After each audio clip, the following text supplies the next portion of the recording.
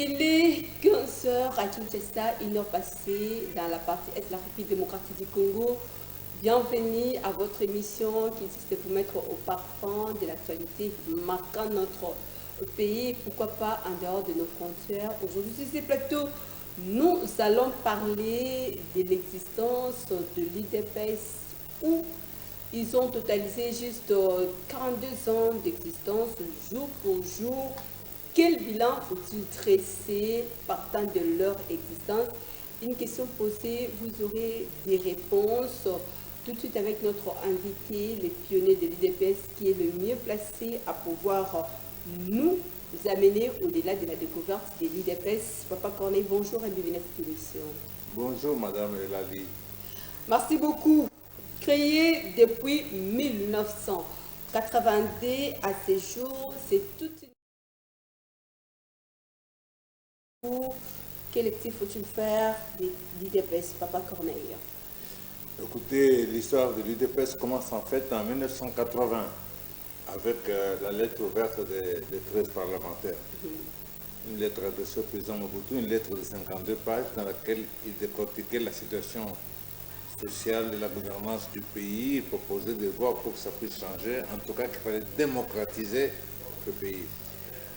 Le président Mobutu, le maréchal Mobutu n'a pas accepté cela, puisque c'était un régime de parti-État. Et il les a arrêtés, il les a fait emprisonner, c'est leurs partisans. À leur libération, un an plus tard, donc en janvier 82, et ils écrivent une nouvelle lettre au président Mobutu le 15 février 1982, dans laquelle il informe que, puisqu'on n'a pas été entendu dans le cadre du parti-État, nous avons décidé de créer notre propre parti, Union pour la démocratie et le progrès social. Comme vous l'entendez, Union pour la démocratie et le progrès social, c'est tout un programme. Il y a un combat, le premier combat c'est la démocratie. Nous sommes battus pour les droits de l'homme, pour la reconnaissance des libertés fondamentales. Et nous avons payé le prix, on a tapé, on a frappé, on a torturé, on a tué beaucoup de nôtres. Nous avons tenu bon et le 24 avril 1990, le président Mobutu a reconnu finalement l'UDPS en disant qu'il y a un parti politique dans ce pays. Bon. Et alors, l'UDPS devait entrer maintenant, c'est une première victoire, puisque le parti a été officiellement reconnu. N'est-ce pas? Le tout premier parti, il faut le dire ici. À être reconnu officiellement, oui, c'est la démocratie. Là, le président Mobutu, dans un grand discours, a reconnu les libertés fondamentales, la liberté de s'habiller, de créer son journal, de créer donc la liberté de presse, la liberté d'opinion, créer ce parti politique. C'était facile, je me rappelle de l'autre temps, de toutes les façons, faire face au président Mobutu, s'est lancé, faire une liste pareille pour vous? Madame, c'était accepter la mort, accepter les souffrances. Monsieur, les pertes d'emploi, les tortures, tout ça, souvenez-vous que le régime de Mobutu était une dictature très féroce. Et les membres de l'UDPS ont payé le prix. On en a tué des tas et des tas, on en a largué avec une pierre à la jambe. Ici, dans le fleuve Congo, on en a largué au-dessus de la forêt équatoriale, les mains liées au dos. On a chassé tout ce qui avait des emplois, on a ruiné ce qui avait des affaires. On a tout fait. On a torturé dans les grands centres des services de sécurité de l'époque, le SNIP, aujourd'hui ANER et tout ça.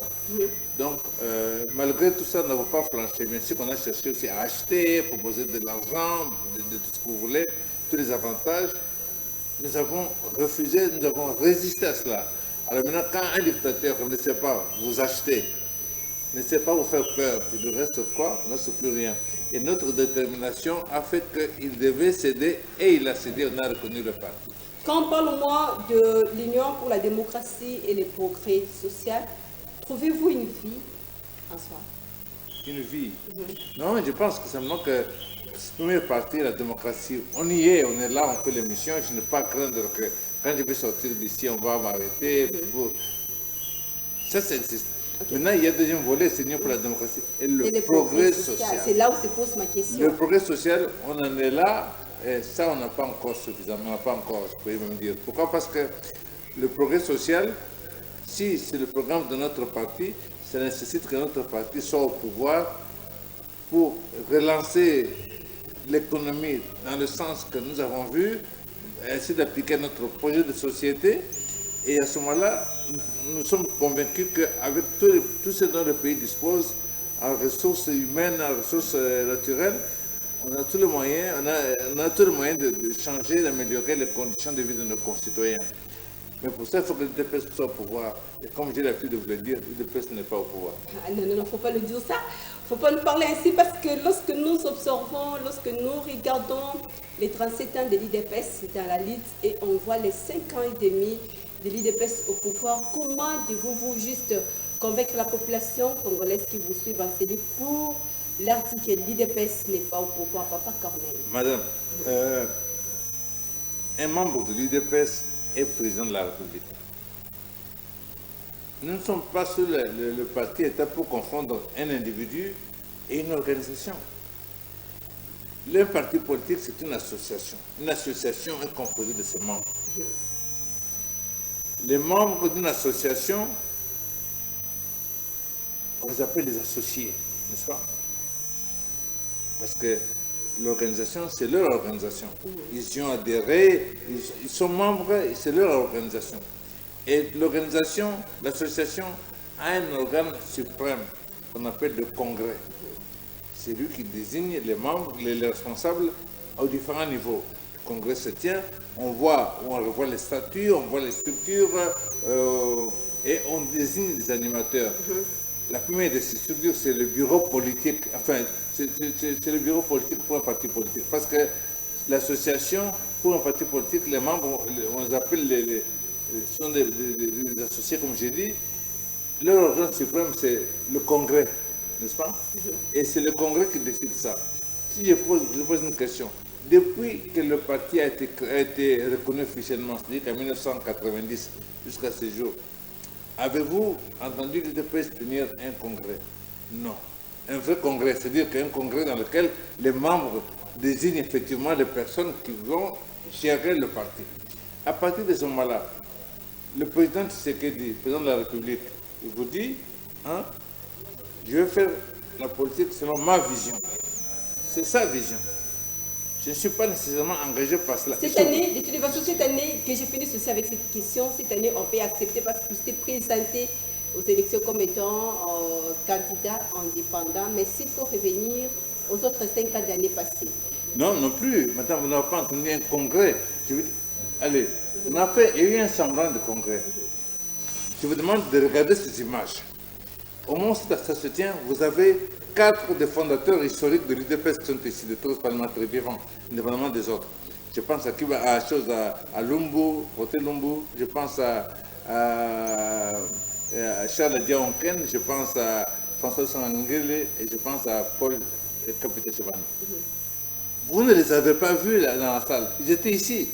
Donc ça veut dire que quelque chose n'arrive pas. Les cornets, qu'est-ce qui se cache alors? Non, c'est-à-dire qu'il y a eu quelque part des arrangements d'où on a sorti. Il faut chercher plus loin, on aurait l'occasion d'en parler pour peut-être à une autre occasion, ou des groupes extérieurs qui ont jonglé à leur manière, qui ont financé, qui ont fait qu'effectivement, on a fait semblant de congrès.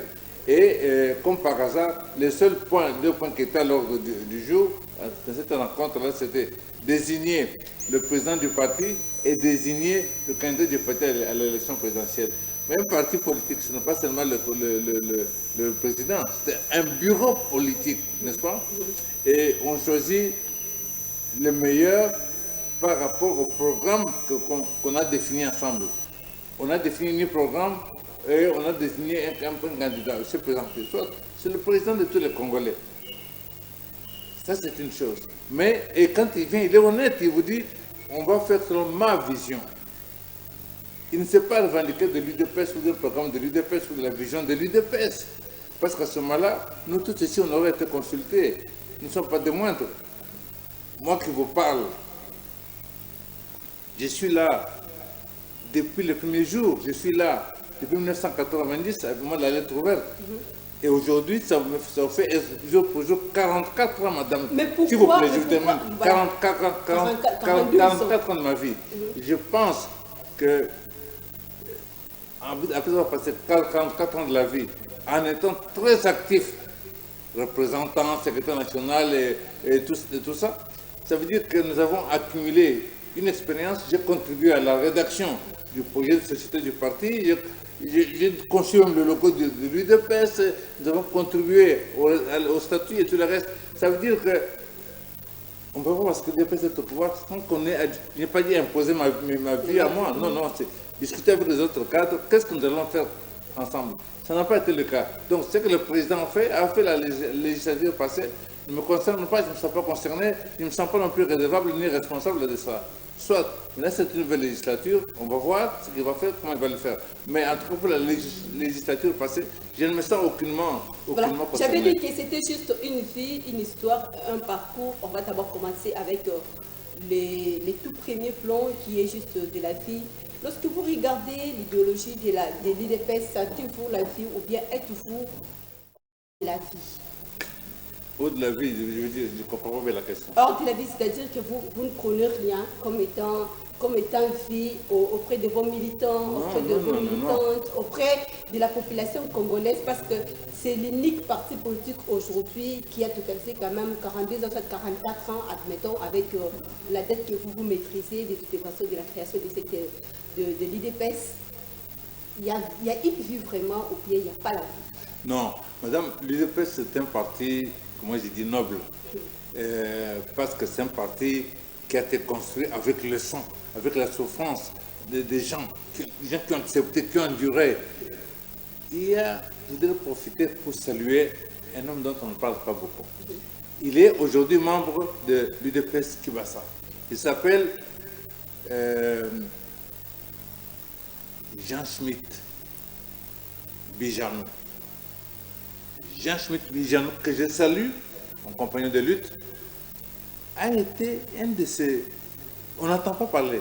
On voit l'UDPS Kibasa, de ministre, tout ça, mais on ne parle pas de lui. Mais Jean Schmitt Bijanou est l'un de ceux qui ont fait que l'UDPS soit crédible. Comment?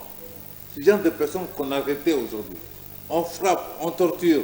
Le lendemain, on leur relâche, ils disent que moi je suis de l'UDPS. On leur arrête encore, on tabasse, on fait tout ça. Ils se relèvent, ils disent que moi je suis de l'UDPS.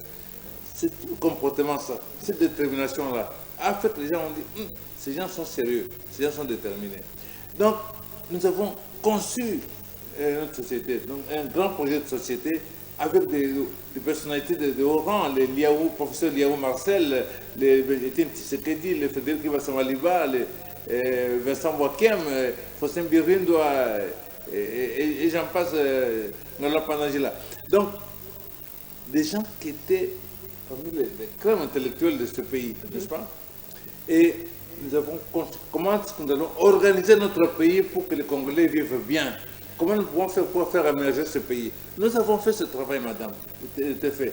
Qu'est-ce qui s'est passé? Simplement qu'une fois que le parti a été reconnu, il y a eu une sorte de guerre de leadership.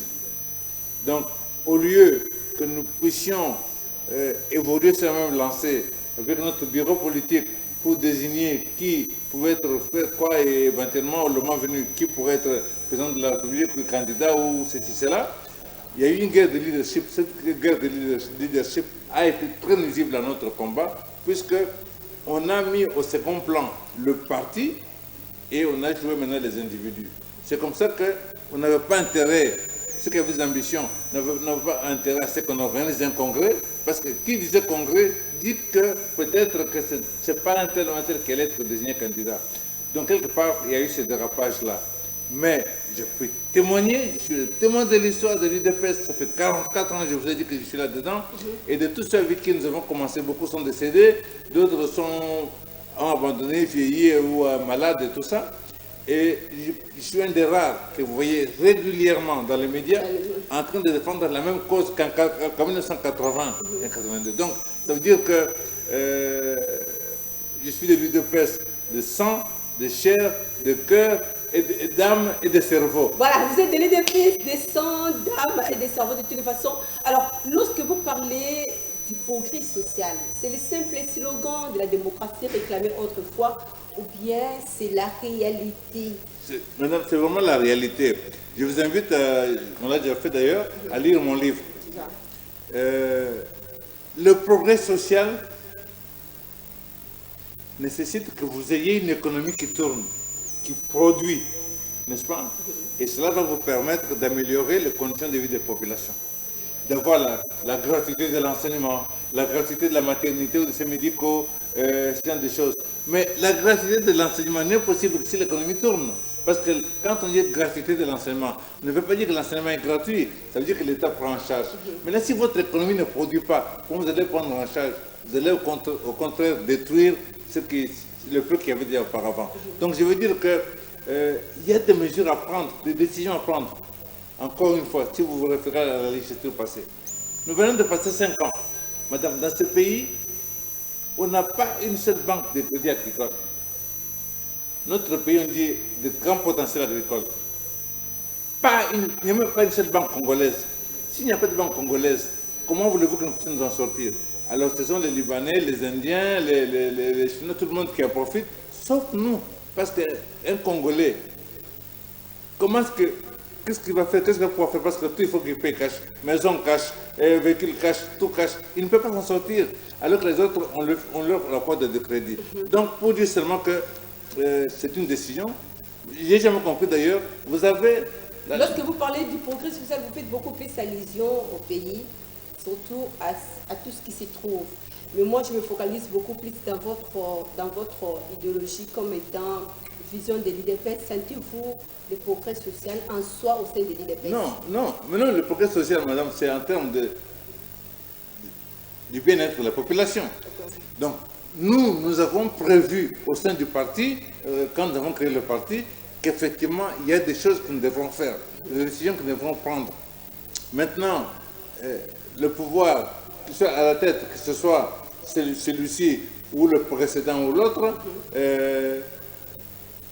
c'est en créant les moyens, les richesses qui peuvent nous permettre de changer les conditions de vie. Et on n'a rien fait pour ça. J'ai dit, je me répète, aucune banque congolaise, mais sans banque congolaise, vous voulez qu'on fasse quoi? L'actuel président, le sortant président du Sénat, a été le directeur de la Banque congolaise de crédit agricole, Banque de crédit agricole. Il a passé 5 années au Sénat, à la tête du Sénat. Même pas une proposition pour qu'on puisse relancer cette banque. Il a mesuré l'importance. Madame, c'est avec la Banque de crédit agricole qu'on peut réduire le chômage en donnant des possibilités aux jeunes de se regrouper, de travailler de la terre pour produire, pour que nous n'ayons pas faim. Vous allez jusqu'au fin fond du Congo, madame, vous allez manger des boîtes de sardines à nid. Jusqu'au fin fond du Congo. Vous allez manger du pain. Est-ce pensable? Est-ce que dans nos rivières, nous avons un fleuve ici, nous n'avons qu'un bateau de pêche? Est-ce pensable? Est-ce normal? Non. Donc, c'est pour montrer que, effectivement, vous avez des jeunes Congolais, madame, qui vous font des choses incroyables ici. Donc, vous êtes encore, il faut dire ainsi. Mais nous ne sommes pas la gestion. Okay. Nous ne sommes pas la gestion. Que le président de la République, puisqu'on a l'opportunité, ça c'est ce que moi je l'invite à faire. Il déploie que les moyens, il en a, parce qu'il est président de la République, sans prendre les moyens de l'État, mais ses propres moyens, les moyens de ses ministres et tous les autres, que l'UDPS tienne un grand congrès de refondation, qui se dote d'un véritable bureau politique, composé des gens, des têtes que nous avons. Il y en a beaucoup. Composé des têtes que nous avons. Des personnes à la moralité intouchable, donc des personnes, des vrais patriotes, incorruptibles. Que ces gens-là soient aux affaires pour que nous puissions mettre en application la vision et le programme de l'UDPS. Et les choses vont changer, madame. Merci beaucoup. J'avais parlé que c'était juste une vie, c'est aussi une histoire, c'est tout un parcours. Alors, cette fois-ci, on va toucher les deux plans qui est l'histoire de l'UDPS, parce qu'on ne peut pas parler de l'UDPS sans pourtant faire aussi allusion à la fondateur. Je vais parler au fondateur de ça, de l'UDPS, c'est juste Étienne Tshisekedi Wamulumba qui se repose dans un pays où rien ne fait. Papa Corneille, vous étant que le pionnier de l'UDPS, quel souvenir gardez-vous, moi, de cet homme qui a quitté aussi au même mois de la création de l'UDPS? Oui, non, l'UDPS, la différence de tous les autres partis politiques que nous avons, l'UDPS n'a pas été créé par un individu. C'est parce que l'UDPS a été créé par des individus que vous avez tel parti cher à celui-là, tel parti cher à celui-là. En fait, vous n'avez pas de véritable parti politique, vous avez des mouvements de soutien à des pas, comme j'ai l'habitude de le dire. L'UDPS, à la différence de tous, a été créé par un groupe de patriotes congolais qui se sont réunis, qui ont signé la lettre portant création du parti, dans le cadre, alors que nous étions sous le parti. Mais qui avait quand même un leader qui chapeautait, il faut le dire ainsi. Non, voilà ce qu'il y a eu. Qui sont réunis, qui ont décidé, en sachant qu'en mettant la signature ici, sur le papier, c'est la mort.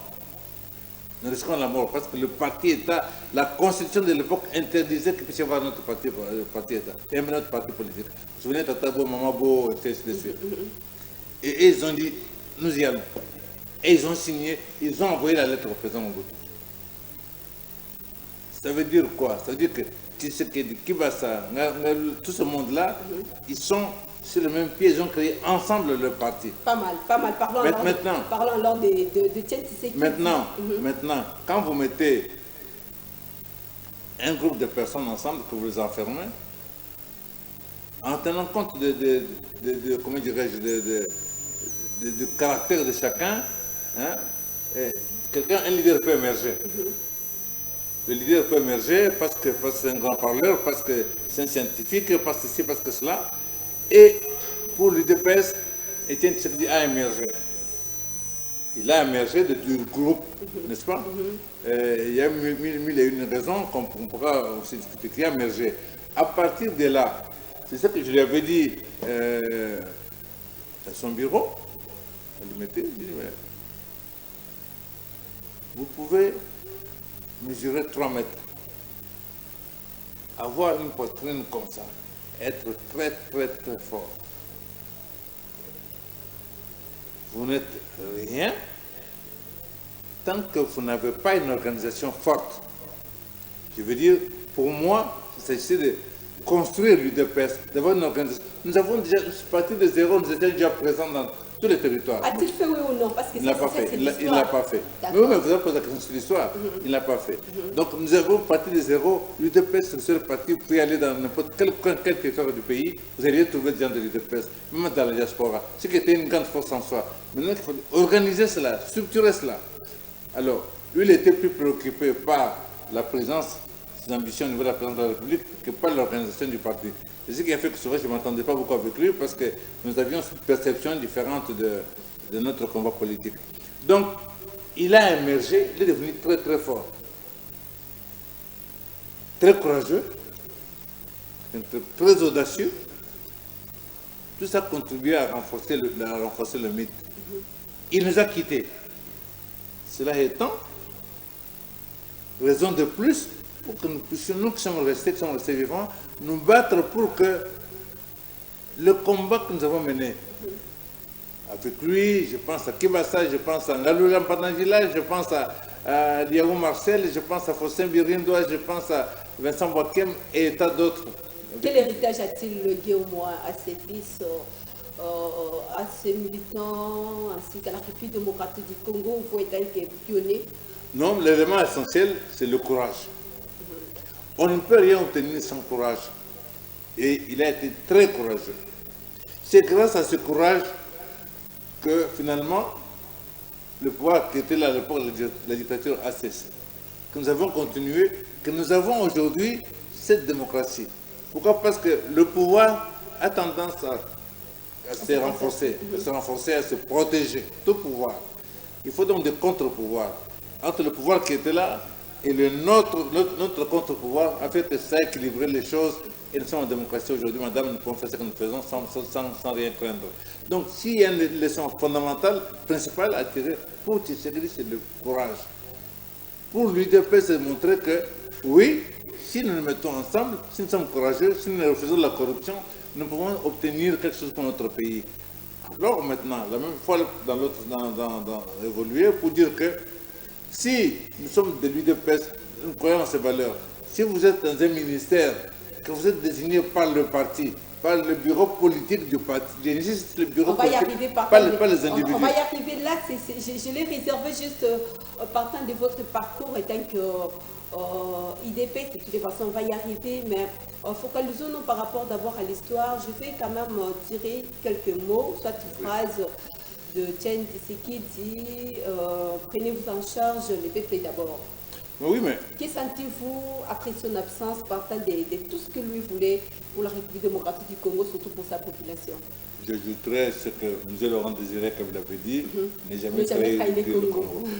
Quand vous mettez tous ensemble, le peuple d'abord, c'est-à-dire que quand vous avez une parcelle de responsabilité, vous devez apposer votre signature quelque part, vous devez être conscient, est-ce que cette décision que je prends, cette mesure que je prends, va ou non profiter au peuple congolais? Parce que si vous êtes ministre, si vous êtes là, vous êtes là pour servir le peuple congolais. Vous n'êtes pas là pour accumuler des millions de dollars, n'est-ce pas? Vous êtes là pour servir.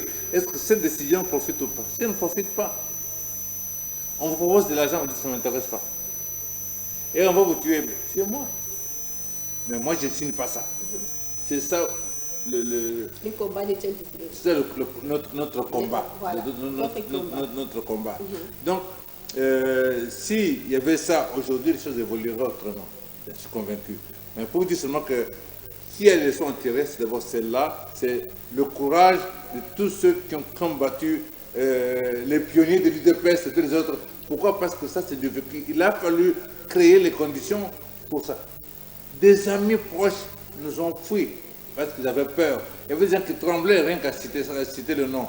Et je rends hommage à tous ces Congolais travaillant ici qui ont, avec beaucoup de risques, avec qui nous étions en collaboration pour installer ce parti partout au Congo. C'est vrai que ça a été juste le message légué par le fait Etienne Tshisekedi, prenez-vous en charge, le peuple d'abord, mais n'a-t-il pas donné les mécanismes pour que les dirigeants, que ce soit les gouvernants, que ce soit les gouvernés, puissent trouver des pistes efficaces afin de se prendre en charge? Par où faut-il commencer? Parce que vous êtes de l'équipe, vous connaissez quand même quelques démarches et quelques visions que vous preniez autrefois pour trouver des... Madame, un leader donne une option. Il dit, prenez-vous en charge. C'est votre pays. Les personnes qui gèrent à un moment donné ou un autre le pays, que ce soit le président de la République, ministre quoi, ce sont des mandataires. Ce sont seulement des mandataires. Ils ne sont pas propriétaires du Congo. Et pour faire le lien avec aujourd'hui, l'Est du pays est attaqué. Et nous sommes en train de perdre presque notre pays. Oui, nous avons le gouvernement, oui, nous avons le président de la République, mais le pays appartient au peuple congolais. Donc si aujourd'hui nous mobilisons, le peuple congolais se mobilise dans toutes les provinces, ces gens qui nous attaquent vont fuir parce qu'ils auront peur de nous. Nous sommes une mastodonte, nous avons plus de 150 millions d'habitants, nous avons beaucoup de choses. Apparemment, c'est un message pour interpeller la population. Oui, mais aussi, c'est ça que ça veut dire. C'est ça pour nous voir en charge. Okay. Vous attendez quoi? Vous attendez que, voilà, que le président vienne vous faire chez chacun des Congolais? Non. L'Étienne Tshisekedi nous a dit, prenez-vous en charge. Alors, prenez-nous en charge, défendons notre pays. Si les dirigeants qui sont des mandataires ne le font pas, nous avons le devoir de les remplacer par d'autres. C'est notre pays. Et ça, il faut que chaque Congolais comprenne ça. C'est-à-dire que tel il est ministre, je le respecte, mais je le respecterai tant qu'il agira dans le sens des intérêts du Congo et du peuple congolais. S'il fait en dehors, je ne peux pas. S'il trahit le Congo, je ne peux pas continuer à dire, voilà, monsieur le ministre, non, c'est pas ça. Un député, c'est pareil. Si les députés au Parlement ne font pas le travail, la population a le devoir de descendre dans la rue et de faire fermer le Parlement. Parce qu'ils sont là, parce qu'on leur a donné un mandat. Alors s'ils ne font pas le travail nécessaire, c'est le devoir de la population de se lever. Madame, nous sommes près de 15 millions à Kinshasa. Si 1 million de Quinois viennent entrer le palais du peuple, je vais sûr qu'on nous rappelle le palais du peuple. Les députés vont tous partir, on va le fermer. Donc pour dire quoi? Pour dire que il n'y aura pas de mesures mises en place pour les empêcher de ne pas... Ils ne vont pas là-bas, madame, ils ne vont pas là-bas pour dormir, ils ne vont pas là-bas pour toucher 21 ou 30 000 dollars. Ce n'est pas pour ça qu'ils sont là-bas. Ils sont là pour contrôler le gouvernement, madame, pour que le gouvernement fasse le travail pour le peuple congolais. Ils sont les représentants du peuple congolais. Et un parti comme l'UDPS, n'est-ce pas, aurait dû être un modèle au Parlement, aurait dû être même un modèle en dehors pour faire toutes les pressions nécessaires pour que les choses évoluent dans ce sens-là. C'est ça notre raison d'être. Ça ne reflète pas l'image digne de référence pour la République démocratique du Congo, croyez-vous à ça? Le fait que... Un parti comme l'UDPS. Non, pour le moment, nous sommes dans un dérapage total. Ce que nous voyons, ce n'est pas le combat de l'UDPS. D'abord, vous entendez parler UDPS Tshisekedi, UDPS Kibasa, UDPS Chibala, UDPS... Madame, madame, un parti politique, je répète, c'est une association, n'est-ce pas? Vous avez une idéologie, vous avez vos statuts, vous avez votre logo. Si je vous pose la question, quelle est la différence entre l'idéologie de l'UDPS Tshisekedi, c'est de l'UDPS Kibasa, c'est de l'UDPS Mouba? Il n'y en a pas. Donc, autrement dit, ça n'existe même pas. Il y a l'UDPS, point. Et l'UDPS, point, tout simplement, a une idéologie, a des valeurs, les valeurs que nous incarnons et nous prétendons légitimement être les gardiens de ces valeurs. C'est ça notre combat. C'est pour ça, quelque part, nous sommes mis de côté, parce que nous sommes rigoureux sur ce plan-là. Pas des gens qui veulent simplement jouir. Et nous, on n'est pas là pour jouir, n'est-ce pas? Dans notre misère, nous portons notre croix, mais on ne transige pas parce que nous connaissons la valeur de l'UDPS et nous savons ce que les personnes, des compatriotes congolais, des patriotes congolais ont enduré pour que l'UDPS soit. Nous ne pouvons pas jouer avec l'UDPS. Voilà. De toute façon, l'UDPS, pendant Etienne Tshisekedi, où je fais allusion aussi à vous tous, les 10 parlementaires, c'est ça? Les 13 parlementaires. Les 13 parlementaires, donc les 13 parlementaires. UDPS, après Etienne Tshisekedi, quel regard portez-vous? Pas seulement après Tshisekedi. Donc, avant déjà Tshisekedi, dès le début de la transition, on avait déjà dérapé. C'est pour ça que vous avez entendu parler de l'UDPS. On n'en parle plus parce que l'UDPS orthodoxe, l'UDPS, l'UDPS là. Ça, ce sont des dérapages. Okay. Ce sont des dérapages. L'UDPS Tshisekedi, c'est un dérapage. Tshisekedi n'a pas créé l'UDPS. Kibasa n'a pas créé l'UDPS actuellement. L'UDPS est une affaire de groupe de nous tous, n'est-ce pas? Donc, maintenant, nous avons des responsabilités. Puisque des gens, des milliers de Congolais, dizaines de milliers de Congolais nous ont fait confiance. Pour nous avoir suivis, ils ont beaucoup perdu. Il y a beaucoup d'orphelins, il y a beaucoup de tout ça. Pour nous avoir suivis, parce qu'ils ont constaté que notre discours était bon, était donné de l'espoir, et parce qu'ils avaient constaté que nous nous engageons nous-mêmes pleinement dans cela. Donc, nous devons être très rigoureux avec ce qui se passe, et pour le moment, ce que nous vivons, ce n'est pas ça. J'invite le président Tshisekedi, puisqu'il est placé dans une position qui lui permet effectivement de permettre à l'UDPS de se relever, de rendre au moins hommage à toutes nos victimes, à retourner l'ascenseur à cette UDPS qui a tout payé, qui a fait qu'il soit là où il est. Ça allait se faire juste le jour de l'anniversaire, mais tout est passé inaperçu. Vous constatez que le jour de l'anniversaire, il n'y a rien eu. Pourquoi? Parce que l'UDPS, on le ramène, bon, lui le président, on le ramène à Augustin Kabouya, qui s'occupe entre guillemets, de l'informateur, et par conséquent, le parti s'est passé comme ça. Mais le 15 février, madame, pour nous, les pionniers, c'est un grand jour. C'est le jour où nous devons commémorer, nous remémorer tous ces héros dans l'ombre, n'est-ce pas? Tous ces gens qui ont tout fait. Et c'est ça qui peut donner confiance à la population. Montrer, voilà ce que nous voulons. Et si on montre à la population, voilà ce que nous voulons, cette population peut nous faire confiance, on peut continuer à bâtir. Merci beaucoup. C'était juste une fille, c'était aussi une histoire en parlant d'un parcours de l'UDPS. 42 ans, c'est déjà l'âge de la maturité pour un homme, ce n'est pas peu. 42 ans, c'est bien bon, ça s'est fait de toute façon, il faut le dire, heureux anniversaire. Mais quelle année le résultat sur le terrain de votre lutte si noble pionnier de l'UDPS? Je dis que nous avons perdu 5 ans. Les 5 années qui viennent de passer, pour moi, ça a été du gâchis. Parce que pour moi, une fois élu, le président de la République aurait dû réunir, battre le rappel des troupes, comme on dit, pour avoir avec lui une organisation qui peut le soutenir. Parce que si vous ne faites pas ça, vous êtes comme un électron libre, vous êtes exposé à la manipulation, aux pressions extérieures. Les intérêts de l'extérieur ne sont pas les mêmes que les intérêts des Congolais. Alors, si quelque part, c'est comme un arbre qui est là, vous avez des pressions qui viennent de l'extérieur, des chefs de l'État, beaucoup de pressions presque inhumaines. S'il n'y a pas dans le pays d'autres pressions pour redresser, mais vous tombez, n'est-ce pas? Donc, ces autres pressions devraient provenir des partis politiques. On commence par le premier d'entre eux, l'UDPS, de la société civile et tout. Mais on est distrait. On est distrait au point qu'au moment où nous parlons, madame, cette année 2024, c'est une année très, très, très dangereuse pour notre pays. Si on n'en parle pas aujourd'hui, nous en parlerons dans la prochaine émission. On va parler de cette façon avant même qu'on chute. Alors, s'il faut y revenir d'abord partant de votre parcours, 37 ans de lutte, 5 ans et demi au pouvoir, quel bilan dressez-vous de 42 ans de l'existence de votre parti IDPS? Non, encore une fois, nous avons dérapé. Donc, les ambitions que nous avions, ce n'est pas ce que nous avons aujourd'hui. Je vous dis, un parti politique n'existe que s'il tient des congrès. S'il n'y a pas un congrès, ou des congrès qui se tiennent, ce parti n'existe pas. Il y a possibilité de rétrécir aussi votre tête, si possible, de toute façon. Mais bien sûr, aujourd'hui plus que jamais, parce qu'aujourd'hui, encore une fois, il y a un président de la République, il y a des députés, il y a des ministres élus sur le label UDPS, qu'on impose à chacun des ministres un pourcentage, à chacun de ses élus un pourcentage, c'est le président lui-même, et pendant 15 jours, organisons un congrès de refondation.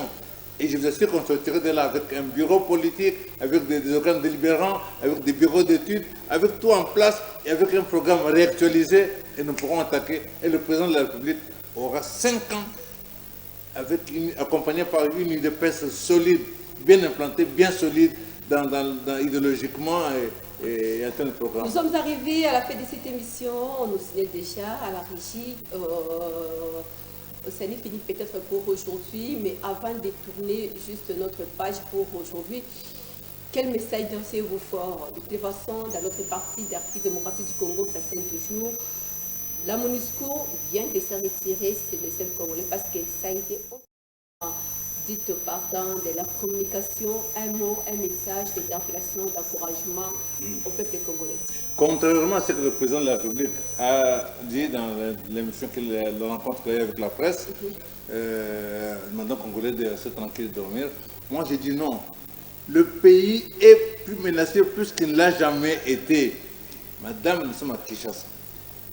Vous avez entendu l'affaire de Mombondo ici, n'est-ce pas? Mais madame, le Rwanda a acheté 120 km² de l'autre côté de Maluku ici, chez nous, de l'autre côté, c'est le seul Congrès Congo-Brazzaville, à notre porte, à la frontière de Kinshasa. Une complicité aussi de l'autre côté. Mais c'est une complicité, mais ça veut dire que c'est une pression des pays comme la France et tout ça, qui ont les moyens d'action sur le président congolais d'en face. Mais ce qui me tracasse, madame, c'est qu'on n'a pas entendu notre gouvernement officiellement protester, dénoncer ça, que c'est un acte inamical, un acte ennemi. Ni le Parlement, ni la présidence de la République. Votre mot, prenez-nous en charge. Pour dire seulement que... Je dirais, prenons-nous en charge. J'ai dit ça, madame. Pourquoi j'ai dit ça? Parce que quel est le danger? C'est que nous allons avoir... Les Mombondo, quand ils ont commencé, ils avaient des manchettes et des histoires comme ça. Et puis on nous dit que voilà, maintenant ils ont des armes. Ils ont des armes où? N'est-ce pas? Ça veut dire que Kinshasa, madame, n'a pas de ceinture verte autour d'elle. En d'autres termes, si ce côté-là est bloqué, la nourriture ne s'est pas venue devant Dondo.